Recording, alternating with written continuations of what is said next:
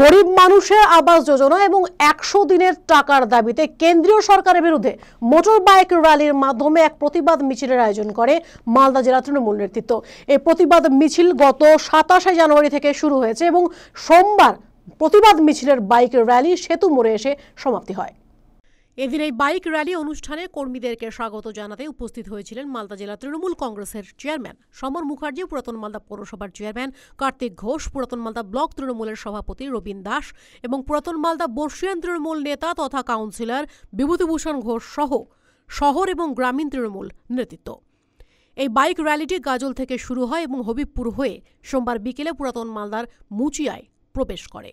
মুচিয়া থেকে তৃণমূল নেতৃত্বরা বাইক র্যালিকে স্বাগত জানিয়ে র্যালিটি মালদা নালাগোলা রোড পরিক্রমা করে শাহাপুর সেতু মোড়ে প্রতিবাদ মিছিলের মাধ্যমে সমাপ্তি হয়। এদিন এই বাইক র্যালি কর্মসূচিতে তৃণমূলের ব্লক সভাপতি রবীন দাস জানান, ভারতবর্ষের বিজেপি পরিচালিত কেন্দ্রীয় সরকারের বিরুদ্ধে এই প্রতিবাদ মিছিল, কারণ আমাদের রাজ্যের গরিব মানুষের আবাস যোজনার ঘর এবং ১০০ দিনের টাকা ইচ্ছে করে আটকে রেখেছে মোদী সরকার।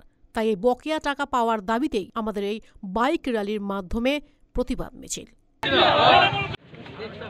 ২০১৪ সালে যখন নরেন্দ্র মোদী ক্ষমতায় আসে তখন আমাদের সাধারণ মানুষের প্রতি প্রতিশ্রুতি দিয়েছিল যে প্রত্যেকটা মানুষের অ্যাকাউন্টে ১৫ লক্ষ টাকা করে ঢুকবে, বিদেশ থেকে কালাধার নিয়ে আসবে এবং দ্রব্যমূল্য নিয়ন্ত্রণ করবে, বছরে ২ কোটি বেকার ছেলেদের চাকরি দিবে এবং আমাদের রাজ্যের শ্রমজীবী মানুষ, গরিব মানুষের ১০০ দিনের কাজের টাকা আটকে রেখেছে। তার প্রতিবাদে মালদা জেলা তৃণমূল কংগ্রেস কমিটির উদ্যোগে গোটা জেলাব্যাপী ২৭ তারিখ থেকে আজকে ২৯ তারিখ পর্যন্ত একটা বাইক র্যালি চলছে বুথ থেকে জেলা।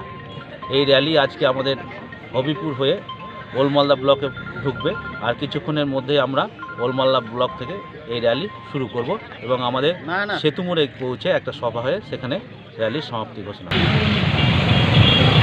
মালদা টুডে।